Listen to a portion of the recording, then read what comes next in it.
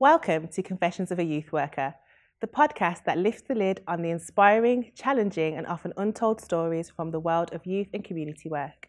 I'm Sabrina Dennis, CEO of First Class Foundation, and from where I've sat over the last few years, I've seen the incidents of knife crime, gun crime and more tragedy and loss than I could have ever imagined.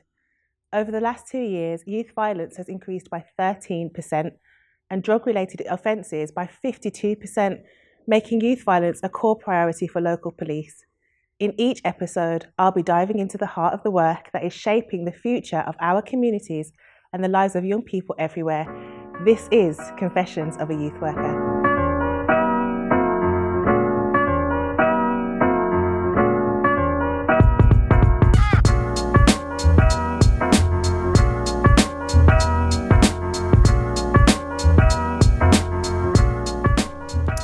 This is Confessions of a Youth Worker podcast, episode 1, where we are lifting the lid on what it is to be a youth worker. I am joined by my phenomenal colleagues to my left and right. Renita Wallen, who is the lead of our First Class Fridays programme and also SEN co-educator, and Joseph Marson, who's our head of outreach for community outreach and engagement at the charity First Class Foundation. Guys, how are you? I'm good. I'm all right. I'm actually good today, I'm really good. Well, thank you firstly for accepting to be here, because I know it's not the easiest topic and it is Confessions of a Youth Worker. The idea is in the title, okay? Yes. So just be honest. It's safe. I'm ready. It's ready. Joe's like rolling up his sleeves, man. Let's go. Okay, so before I head into some deep questions, I was thinking about what it is to be a youth worker, and I was thinking of some words that we might use to describe what a youth worker is. The word friend comes up, the word confidant, role model, relatable, always there. Yeah, just like, because my phone don't start ringing because they're always there. Yeah. So come on then, guys, what's a youth worker to you? As you've said, someone who's always there. You have to be positive within yourself. You have to know why you're doing the role that you're doing, because if you don't know, then it doesn't make sense in order to help and support these young people that are confused themselves. So someone who is there for them constantly. I say constantly, but it's true. Wait, you say constantly, but you laughed. So why constantly with a giggle? Because we've got our own lives. So we still have to switch off, but we don't switch off, do we, really? No, we don't switch off. Phone's constantly ringing, or there's an incident here or an incident there. Sometimes it's an unfortunate incident where we always have to just be on the go, be on call. However, it is sometimes, it's a positive role. I enjoy it. I have my moments, I have my days. We'll get there. We'll get there in a minute. A youth worker is someone who is genuinely always there positively. That's what I would say. Well, that's a nice answer. That's what I would say. But because I think that's me. Okay. Yeah, I can't vouch for anybody else. Well, that's it. I mean, you're not supposed to, really. So I can't. Yes, so for me, a youth worker has to be someone that's very dependable. Almost like a voice of reason. A motivator. So someone that is going to bring energy to a situation where there might not be that energy. Because I feel like a lot of situations you walk into that you feel like the life's been sucked out of it. So you have to come in with ample amount of energies to restore a neutral, but also take someone higher. Yeah. So you have to be so full of energy and so full of light, and you have to make it feel light as well. It shouldn't feel like a burden that I've come with this energy, so here's the baton, you gotta go and do it. It has to be so intrinsic that it's like, you've got it now. Hopefully this is how you feel naturally and how you think you should feel. And you have to bring that in a way that's just authentic. Authenticity, that is a big thing. Being real, being really honest with where you're at, what you're here for, and making that speak volumes. And also just humble. We're not coming in with any airs or thinking that we can save them all. We're not wearing capes. These purple jackets ain't capes. It's blown in the wind and while we're running after kids around the playground. But you're not trying to make it unrealistic, and you're not trying to put anything on a pedestal. It's real lives, it's real people we're speaking to. So it's always keeping it very human and humble, and knowing that because we're human, things will change. Things might go great one day, but might fall back down the other. But knowing that with that change, but having that intentionality about it, that things can change for the better, for what they feel is their better.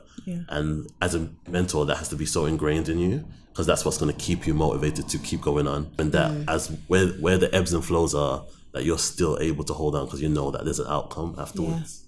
This is the thing, isn't it? Because you touched on so many different things there.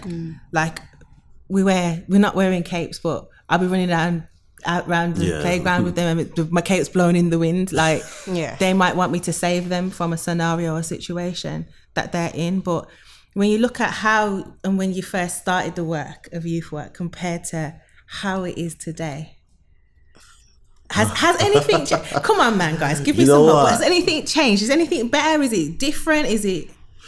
You know what? I would say it has changed, because I feel like now I can see, in terms of the kids, I feel like that's changed where the kids are more difficult. But I feel like in terms of the workers, I feel like now you're starting to see like workers that are kind of getting the props that they need. Okay. I feel like that's starting to emerge now. I'm starting to see like some mentors being like awarded or being recognized in the community, and it's not because for real, when you had a mentor back in the day, it was some guy or woman that had some dusty tracksuit, some what do you call it? What's that? Championship? Champion? Something like that. And then they'll just come in and just say a few bars and think that they've saved the world and bounce out. And you're like, this brother ain't making no bread. They're just here for what reason? It's probably just community service with them. But hopefully it wasn't community service while they were doing that. Oh gosh, can you imagine? Right off tag and come to do mentoring. It was, you weren't, as much as they were telling you things that was motivational, the reality of what you see with them is just like, but are you even living that life that you're talking about? Exactly. But I feel like now people are coming from spaces where they've either made a career, made a business, made something tangible, and are going back into the community and bringing people up. I feel like that is a better visual than just someone that's any just old doing it Joe Bloggs just popping up because he wants to help the kids. But I had this conversation the other day. I had this conversation the other day, actually, about, we were talking about mentors and what we think mentors are and how relevant they are in the space of youth, especially empowering our Black young kids, right? Yeah. And I was like, I think mentoring is good, providing that the person is qualified and has some kind of lived experience. And I think sometimes what you get is a whole heap of lived experience with no qualification. And it's just, damn, it does more harm than good. But Granita, what was you going to say? Maybe we need to change the name. Come on. Because how can I put this? Okay, like lawyers are obviously getting lawyers money, but then teachers are getting teachers money, and then you have a mentor like they're gone down, you know, like it's like, should we put them? Why are we, obviously with mentoring as well, we always get like slandered down as well, like, oh, it's a mentor, you know, they're not getting paid that much, they're only doing 2 hours or whatever the case may be, and then we're being looked at negatively most of the time by people that are higher than us. Okay. So if we were to change the name, don't ask me what the name would be. I was going to come to you and say, well, what's the name going to be? I will think about it and pray on it. Youth worker, like, well, what does it, because it needs, I think because we're all mentors in our own, so, you know, if you're a mother, you're a father, if you're an uncle, we're all mentors. You mentor your family on a day-to-day. So I think we need a new name. I think that might change the perspectives of something. I don't know. So do you feel like you look as youth workers, mentors, or working in the youth space on, you're looked down upon? You are? You are? I say yes and no. You are. I think in the space the reason why I say that is because the space I'm in now, I've demanded that respect. No, not from the young people. I'm talking about teachers as well. I feel like now it's how you approach it. But also, Okay. I've come from a place where I went to uni, I did a psychology degree. I've worked in multiple facets to get to where I'm at. And I have a certain confidence in knowing what I can do and what I can't do. Yeah, of course. So I'm not going to now have a role where I'm in the community and take away my professionalism and take away my skills. I'm bringing that to that, but I'm saying I'm a real person. I know that I still need to be relatable to these young people. Yeah. But my reality is that I spent 3 years studying and got a psychology degree, and So Yeah. you're gonna and respect I'm me? gonna come with that. I'm Yeah, not of coming here course. in a tracksuit for you to then think, oh, Dusty champion this is tracksuit. you know what? Yeah. Like I've studied, so I'm coming here with that knowledge that I know what I'm talking about. I think, well, there needs to be some sort of educational day, what a youth worker is, because I've done youth work for 3 years as well at university. That's my actual qualification, youth work. So, and everything that we go through is so different to obviously reality. But then it's like more work. It's like we've put in all this work and all this, study and assignments and everything we've, learned about, and then going out and still being, oh, you're just a youth worker, or you're not really doing much, or you're here and you're just seeing this young person or the bad ones, taking them out. There's some sort of, there's not that love. It's a perception of what it Yeah. is that you do. So look Yeah. down upon. I guess it's like early years, like nursery nursery nurse, nurse or nursery practitioners. practitioners or level 3 then. Yeah. I think that's what I think, because what level is a youth worker? I don't know, but you guys be outside the- saving what is the people's level? lives Yeah. sometimes. Like, what kind of level That's do you what I need to mean. have to get respect? But I think That's the thing. I believe they're gonna say, oh, level 3, but really it's not, is it? It's not really level 3. It's more than that. I'd say it's postgrad, masters. It's that, but we don't get treated like it's that. Yeah. So, I don't think that has changed. And that's interesting because in my questioning, I was thinking about society. I was thinking about economically. No, that hasn't changed. Economically, I don't even know if I'm asking that question because really and No. truly, like, Especially being out with the young people every Friday and going to, Nando's, there's 30 of us. Oh, there's 30 young people with a youth worker. It's not, they don't get positive. It's not like, oh yeah. what do you do? What are you doing? It's more what have like, they been up whoa, to? let's watch them. We're all watchy, they're all panicky, but why?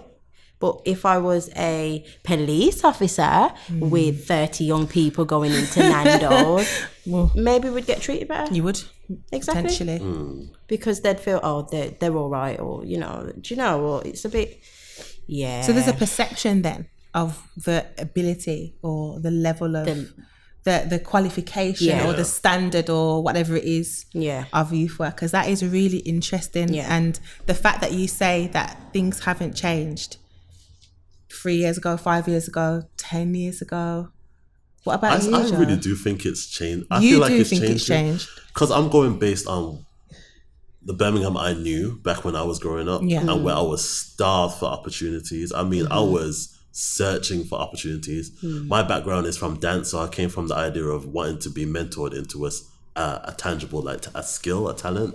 So in that space, I saw really great community heroes that were able to champion that on. But in terms of what we're doing today, there was nothing like that I can remember. Yeah. Where we've got we're in schools, 4 schools where you've got like a consistent base where every week you're in as a mentor. That wasn't something that I knew, especially in the school I went to, which would have been a school that would be a school that would need a mentor. Yeah. Yeah. Like, I went to George Dixon International School back Yeah. when it was bars on the windows. And, Oh yeah, we had bars at and Harbour. all that stuff. So it was kind of like there was nothing like that was set up like that in Yeah. that time. So I think there is changes happening. I just think it's now those that are at the forefront, they need to shout about what skills and qualifications they do have, because Yeah. we see it when we work. We see people that have come from having a degree, or just think of people that volunteer for First Class Fridays, Yeah. going off with big law degrees. Yeah. And these are people that are working in the community. Yeah, So sure. we need to shout Yeah. about that, because as much as they're doing it voluntarily, They're qualified they're people. qualified people Yeah, who of will course. then have that story and that legacy that they can then bring in some other facet of life around Yeah. the world. Yeah. So I Yeah. think that's how we have to change the stigma, is that where mentor is what I am, but it's not all I am. Yeah. And I think that's how you have to see it. Is like, Love that. I Yeah, mentor, but I don't see myself as only a mentor. Yeah. Okay. I'm head of an outreach for First Class Foundation. I'm also a psychology graduate. I'm also someone that teaches in the community dance. And also I'm a manager. I manage people and I have those transferable Yes, skills. that's right. And I can coach people on that. Yeah, of course. And bringing all those things together is what's going to make people respect the role. Because they know Okay. that you're not just mentor as they knew. You know what I mean? Yeah. As they knew back then, and As they actually, knew back then, yeah. it's putting a new. Even if you haven't got a new name, it's putting a shiny new brand around Around it, it. and wrapping it up and saying, actually, these are all the things that we do and what we come with, and actually, you know, because I'm thinking about it. Like you talked about your growing up and school and stuff. I never had a mentor at school, but I was probably in a fortunate position where in the school that I was in. I mean, I don't even know if mentoring was a thing back then. I don't even. I It think as wasn't- I've come I think- I up, had a teacher I could speak to. Yeah. I had a trusted adult. That's what it's trusted called. adult. But I didn't have a mentor. Yeah, no. So maybe that could be the word that you're looking for. Trusted yeah, trusted adult. adult. Ooh, that sounds Come on. like you could put an accreditation. Yeah. Trusted adult Yeah, accreditation. trusted adult. Yeah. Accredited trusted adult. Yeah, accredited because that's what trusted they adult. call mentor in school now. Yeah, Trusted adult. adult. Well, here you like are. I like that. Well, look at that. You know, solve the whole problem. You brought the issue. Well, okay. What about emotionally and mentally for young people? Where do you feel like, because I know in the work that we do and have been doing for as long as I can remember, you know, people will say, oh yeah, First Class, you guys have been out in the community for nearly 20 years, really, 20 years next year. And, you know, there's been ups and downs, there's been trends. So you've had like spikes in youth and gun violence, right? Spikes in knife crimes, spikes in mental ill health. You've had a whole pandemic. You know, we've had like Yeah, a class we of have. COVID. That's the whole thing now. Yeah. Yeah. And I know you, Joe, are seeing that play out. So you tell me, compared to when you first came into working with young people and today, where are we in terms of their emotional and mental health? Whew. Deep. It's deep. Emotionally, it's a weight. It's a heavy weight, and you can't ignore it. It's one of those things that, you know, as adults or just like kids, you're in one space, so you can kind of concentrate on that and you can kind of move through the day normally. But I feel like the weight is so heavy that you can't go on without addressing it, and I feel like that has definitely multiplied with the pandemic, because you're now seeing the effects of it now.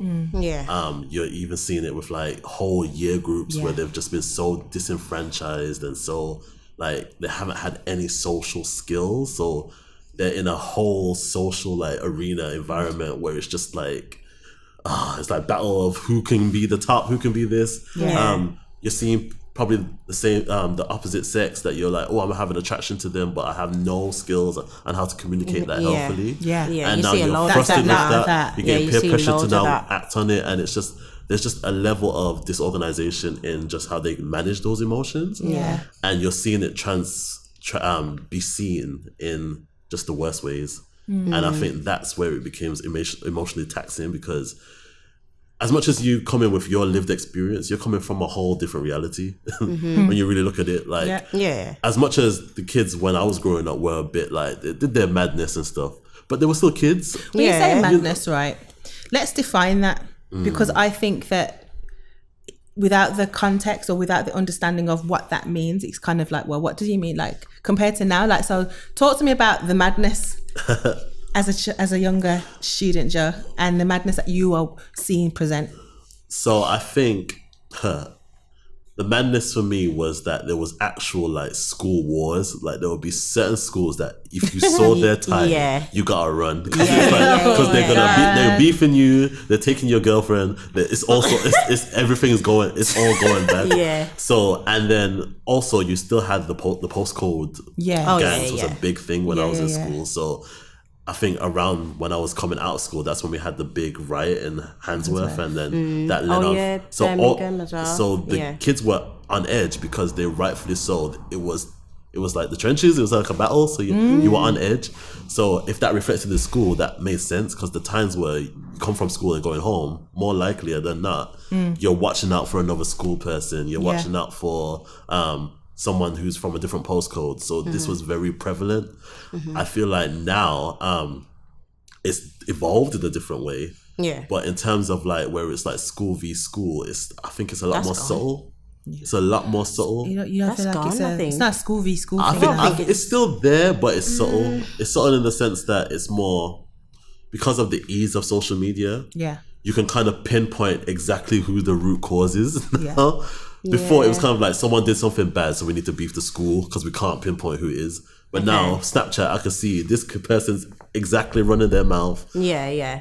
At April the 29th. Yeah, it's more at like 5 p.m. individual. You see the individuals better, so then you can identify them, and that's where it becomes like, it becomes so like emotional, I guess, because like I know it's you, I can see it's you, so I need to address you. But how do I do that? They might have that individual beef with someone, but then they have their whole social media army that they think supporting Exactly. them. And so back in the day, what I feel like it was like a playground banter, a playground fight, and you fight.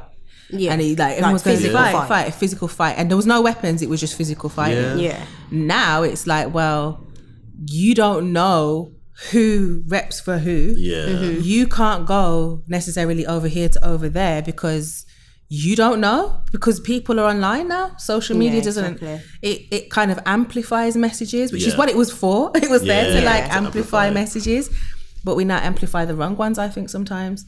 But what about you, Minnie? Emotionally, mentally? Emotionally, they don't know how to, the young people don't know how to address their emotions. And that could be through a lot of things.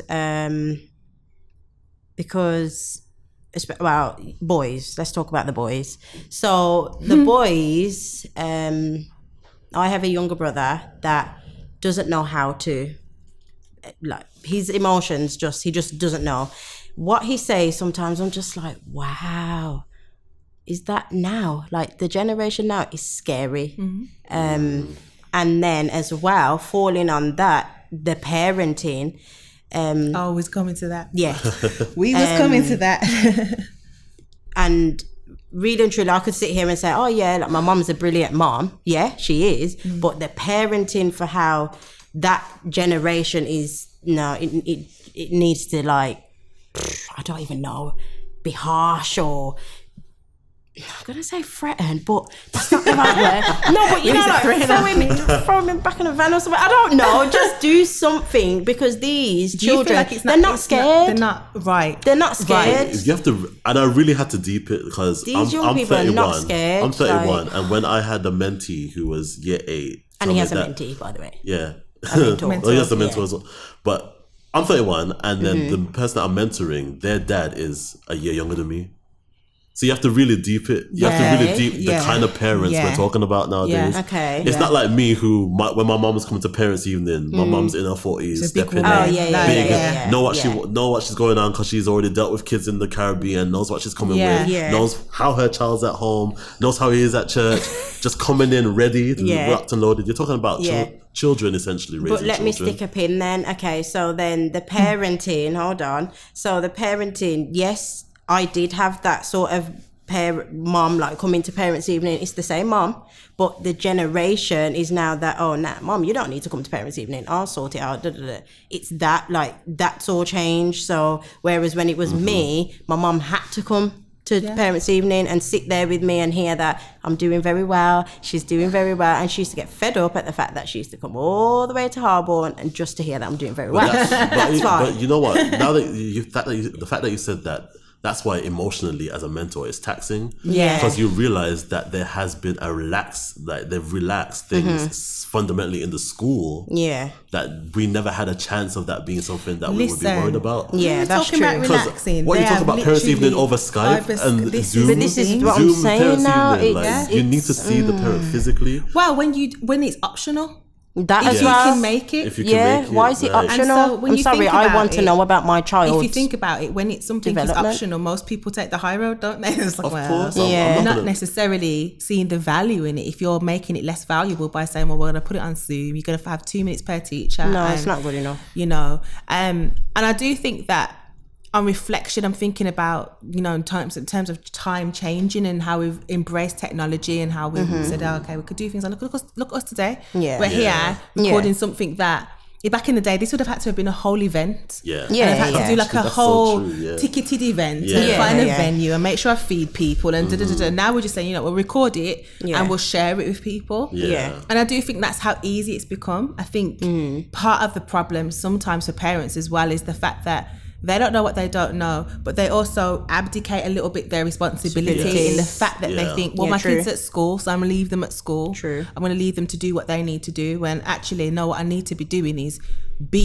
school is a third space for kids. Yeah. It's not the only space. Exactly. You know, they need to be parented. It's not like a babysitting service. But that's what they think it is. And then the young person then lacks all sorts. They don't go home to then speak to a mom or speak to a dad, unfortunately, and they don't have that conversation. Oh, let's sit down with mom and dad and just have talks. Yeah. They don't do that. And then obviously they go into school lashing out or getting in trouble, coming home. Mom's not even there. Mom's probably working. Dad's probably not present. True. Mom's probably not present. Mom's probably not well. Yeah. Mom's probably going through mental health issues. There's so many different, factors that are building up for these young people today that, no, I didn't see how many years ago. But today, it's now reflecting on their attitude. They've got zero manners, most of them. The manners is just out the window. Yeah, it's like... There's none, is there? No, there isn't. And because I'm sure I get a little bit of it. No. Have some respect for your elders, no matter what. Have some respect for you and yourself in general. Or just and have some people. respect. They don't know that though. And I don't know why they don't have any respect. You know what's crazy? It's when because the system that we do with mentoring now is that you have to kind of like get the child out of the classroom because the kids aren't just going to be like, okay, go to the mentor. They'll probably abscond. So we have to kind of you have to go and find them, right? You have to get there. And sometimes you go into the classroom and I'm like, what on? Like it's such like it's so chaotic. And sometimes I have to be like, I have to reset the room in a sense. Yes. So I have to be like, guys, calm down. And they'll be like, oh, mentor me. I'm just like, relax. What are we talking about in this lesson? Are we doing Spanish? And I have to relate it to them. Boys, listen, because when you want to play football and you got all these Spanish footballers, you're not going to be able to communicate with them, so you're not going to get the contract. Yeah. And then they're just like, let me get the hola down. Yeah. So it's just like, you have to reset the room because that in itself, that's taxing mentally. Because it's like, I can see where the gaps are and I can see actively why these kids are so unfocused. Yeah. So you have to kind of like, it's just, you're doing a lot of work. Yeah, you're doing a lot of work. You're talking about going in and like changing the whole classroom. Like what's the teacher doing? Sorry. Before we attack everybody. Because there are good things that happen in schools too, let's not forget. 100%, Oh yeah. But I would say on all of that you've said and all of the different things that you've heard about that young people do, that Joe said, that you've said, like, what things have you learned about yourself while being a youth worker? What have you learned about yourself? What have I learned? What have you learned? What have you learned? Oh, that's a good question. I have definitely learned patience. Patience. Put my face next to patience in the dictionary. Like, patience. You have to be so patient. Joe. No, for real. Joe. Yeah, no, I for like real. that. Patience, 100%. You have to know. You have to be able to roll with the punches. So you can't be so stringent on how you're gonna be in a situation, because that can completely go out of the water and you can completely change. So you have to be malleable. Yeah. There's no way you could be just like, I am a dictator. I'm a what do you call it? Yeah. Dictator. Dictator. Yeah. Dictator. What was that? Dora the Explorer. Dictator. And I'm gonna just come in really harsh and stern and not be moved and not bend. No, because them kids will find a way to break you down. Not even bend you. They will break you down. So you have to kind of roll with it, and then from there it's kind of like, that's how you're able to rebound. What also I feel I've learned as well, I've learned young people better. I've actually learned from the kids a lot. There's so many phrases and stuff that I thought I'm not that old, but I'm old because Yeah. how do I not know this? Yeah. And it's like once you pick them up, then you're like, okay, this is a whole nother world that's opened up to me, because I'm just like, when you're around me, naturally you're saying these things and I'm thinking it's something else, and it's this. Yeah. So I've learned that, which has kind of helped me to be like, okay, I get where you're coming from now, and I see why how you're expressing yourself that way. So it's definitely very interesting. Okay. Patience. We'll look in the No, I dictionary like for that Joe's one. face. I like that one. What about you? What have I learned about myself? What have you learned about yourself? Oh, gosh. We all make mistakes. Yeah. I'm going to say that first, because you know what? We can't always be heroes. It's not easy. It's not easy. I've learned that this is me. I know that already, but I'm just learning it even more. This is what God has. I've got some sort of gift with young people, because the conversations that come out of these young people's mouths, and I'm just like, whoa! I didn't ask you to, to They just trust be you. honest. They trust you then. So to be able to share. So the fact that, I'm having these conversations, just being there for them, the passion, I'm going to say that hundreds of times, literally, like the passion for me has just grown and grown and grown, no matter how hard it is, because, as a mother as well, and then obviously the children come into sessions sometimes, it's like, whoa, I'm actually being a mother to these children as well. Yeah. So I've got a couple more questions to ask you, and the last one. Ooh. Just one, what advice would you give to those young people or anybody that says, I want to do what you do? Because let's be honest, we've had a lot of people that have said, I want to put on a purple jacket. Yep. We could say that we've seen we've been through a lot of it. we've seen that a lot. But what advice would you give to someone that says they want to do this work? Or who is it already doing this work? What advice would you give them? If you are trying to make money, Forget look it. the other way. Forget it. Look There's the other other things you can do. way, because it's not something you do for a paycheck. It can't be. It can't be. It actually can't be. Yeah, not at all. Because the way you can't switch off, it's not like a 9 to 5 where you switch off. Yes, You can't switch off. yes, that's so you true. can't switch off. Like, even if you try to structure a contract to have a switch off, you still have to work over, and you have to be knowing that that's going to happen.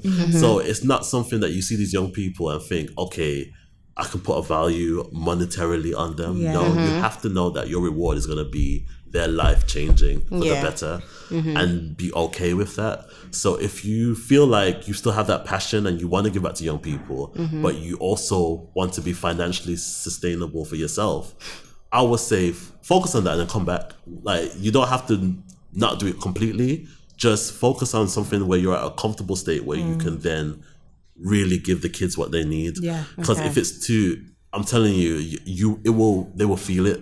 Absolutely. Yeah, And it's not even a case of you're gonna feel like you're losing out, but the kids are gonna also be on you about you're only here for a paycheck. Yeah, definitely. The biggest joy to me is when kids ask, like, why are you here? Because I'm just like, it's because of you. That's why I'm here. I'm here. It's because of you. Like, And then you get it reversed as well. So they're here because of you, and that's how it has to be. It's like they have to be able to feel your heart in that sense. Yeah. And know that like you could. I'm hearing about the things you've done and the opportunities you're trying to give to me. Like, why are you here? And it's just like, it's because I really care that you have the best life possible. Yeah. And I think if you're money more orientated, you're just not going to be on that. You're not going to speak on. You're not going to speak. You like ain't that. gonna. You're not even But gonna. you will be found out. You for will, it. and You they will. know. They just know. Yeah, They I absolutely know. I would repeat that as well. If you're here just for money, then no. Be strong. You're going to get ignored. Sometimes you are going to get ignored. You know what? It's about being real. Are you here? Are you ready to be real? Are you ready to give out love to these young people that have never experienced the real and the right love the correct way. Are you ready mentally within yourself? And if you're not, then take a pause. You don't need to rush into this. You know, young people will always need us. There'll always be a space for us to go out there and do our work. You have to have the passion. And I know sometimes you say passion isn't enough, but you have to have it. If you don't have it, and if you don't like children, do not work with them. Bye-bye. Because you have to like children as a first, that should have been the first point. You have to like children. You don't have to have any of your own. Yeah, necessarily. That's true. You don't have to, but you have to love them. Children, You know, it sounds like, because when you have your own, it's like, oh God, just give them up, you know, just for 5 minutes. But no, these children actually need us for a very long time.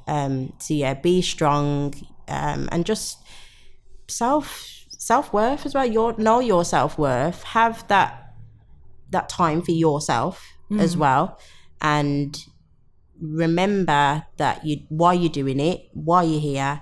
And also, just another one, make sure that you're in the right company when doing this type of work, because there's a load of youth workers, mentors, just for that, oh yeah, I'm a mentor, I'm a youth worker, and just to be on the news or just to be out there, but they're actually not making an impact or not connecting these young people to their purpose. So that is why you need to know and research about the community and where you're going to work. Do all of that first, and then think, you know what, this is where I need to be. And I think that I'll also say, a word of advice I would give is, whatever your journey has been to where you're at now, that is your golden ticket to getting into someone else's life. Because what you realize is so it's from what we learn with any kind of job, is that I have to kind of compartmentalize some parts of me so that I'm able to function in this linear job. Know that with mentoring, that anything that you feel like is buried inside of you, like if you've got a skill for art that you've never used in like 10 years, please lead with that. Exactly. Because you're going to awaken something in a child. And they're going to be like, I didn't know that you actually draw. And it's just like, I drew when I was 13, but I stopped. And I'm just like, that in itself is where you yourself will feel fulfilled, because you're awakening things in yourself that probably 10 years ago you thought that died. And that's what you want from mentoring. Mentoring should be very much like, it should be like what do you call it, like an equilibrium sign. It should, or an infinity sign. It should be a case where continuous, what I give out, I feel it coming back to me. And I think that's something that you would really want, and something to really look forward to if that's something you want to do. 2 words or 2 sentences of advice that you would give to the parents of young people. 2 sentences. No long answer, because you know it's in you. I'd say communication is key with your children. 1, 2. Wait, you go, Joe, and then I'll think of my second one. Ask for help. That's my first one. I like that one. Ask for help. Did you take it? Hold on. And I'd say, you'd say ask for help. I'd use the community. Okay. Use the village. Use your village. Use who is around you to get through to your young person. Okay. Last one. Your mistakes don't have to be your child's mistake. Wow, gosh. Drop the mic. Don't drop the mic. They'll come for me. That's amazing. I love that. Can I add one more? No, you can't add one more. Go on then. Can we stop talking about, if we don't have a mom and if we don't have a dad, my child don't have this and my child don't have that, so my child's going to be this. I just had to just talk on that. Because my days.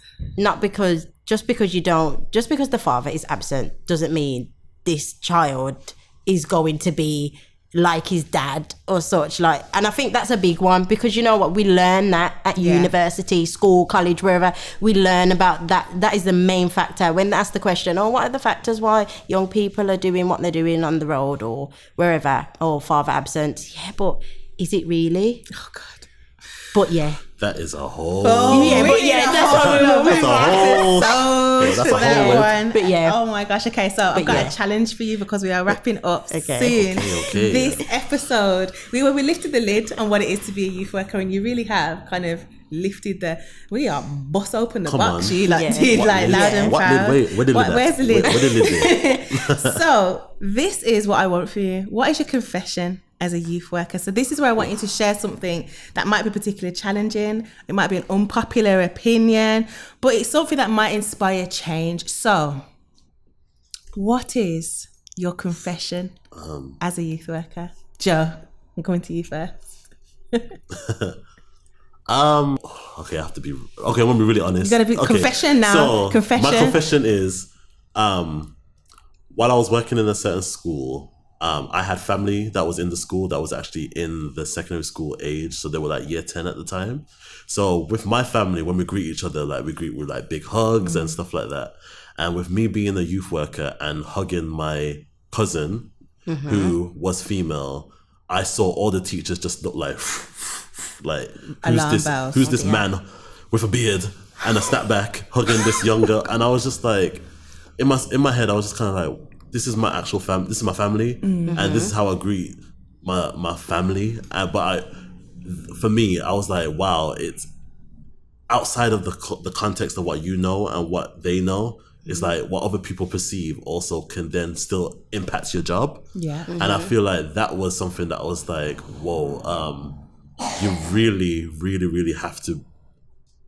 It's almost like you have to. It's like play chess kind of thing, which it doesn't feel like you have to be that way, because I feel like if I now shun my cousin, this is going to be a ramification with them outside of school. Yeah. So that was very like raw. Like you're really looking at any interaction as the nail in the coffin for that person's career. Yeah. And that was kind of an eye opener for me. Wow. Yeah. Wow. Saw you as a safeguarding, a risk, a threat to that child, and even though it was family. And his family. Deep. Thank you for sharing. Who is on a roll and doing really well. Side note. And just to cover that off, like everything was rectified and sorted, and you're still here today, so obviously it's all good. It's all good. It's all good. Sure. Come on now, confession time. So Renita, what's your confession? My confession is it's more of a positive and a negative sort of thing. So personal growth, I'd say. So where I started, I didn't start here. It was always, for me, it was just going in and, doing the outreach and just being there. But then it was like I was closed in by everybody else's skills. Like everybody else was bigger than me or better than me, or that's what I saw. But then actually I had to take a step within, the role and change views, change opinions. People fell out with me. But as I said, that's not my problem, because as a youth worker and a mentor, I'm not here for likes. And a lot of us are, unfortunately, but we're not here for that. We're here for the young people. I'm here only for them and their parents as well, to help them out. But sometimes, as I'm saying this now, you have to know who you're getting involved with, what community, what company you're getting involved with. Because if you know that you are doing this for likes and the company that you're going into isn't here for likes, then you're in the wrong space. So I've had battles in this, which has affected me personally as well. But then I've grown. So it's been I've fallen, but no, I've got back up, and I'm gonna keep going and striving and getting bigger and bigger and bigger with the company that I'm in. So to any youth worker out there, it's not for likes. This is not for likes. This is for the young people, and remembering who you are, why you're doing this. And this is not about oh, I'm better than you, or Joel's better than me because Joel has a higher position. It's not about that. And people are not talking, so it gets frustrated as well. And the team that you're in, sometimes that can be a problem. This is confessions, isn't it? So that can be a problem as well. Yeah. So just know where you are. Pray as well. Definitely pray about the job you're in, who you're working for, why you're doing it, and I think you'll strive. But definitely reflect. Have moments of reflection when you are doing this role, because sometimes it's not for you. Yeah. That, I think, right there is the perfect full stop. Yeah. The confession is sometimes it's not for you. It's not for you. Because it's admirable, it looks nice, it sounds nice, it's helpful, but it's not for you. Thank you so very much, both of you. Thank you, Joe. No, thank you. Thank you, Renita. Thank you for your honesty. Renita, if you're going to fall, don't fall backwards. Oh, fall no. Forwards into the course. next thing. Oh my gosh, it's been an absolute joy. Yes. This has been Confessions of a Youth Worker, episode 1.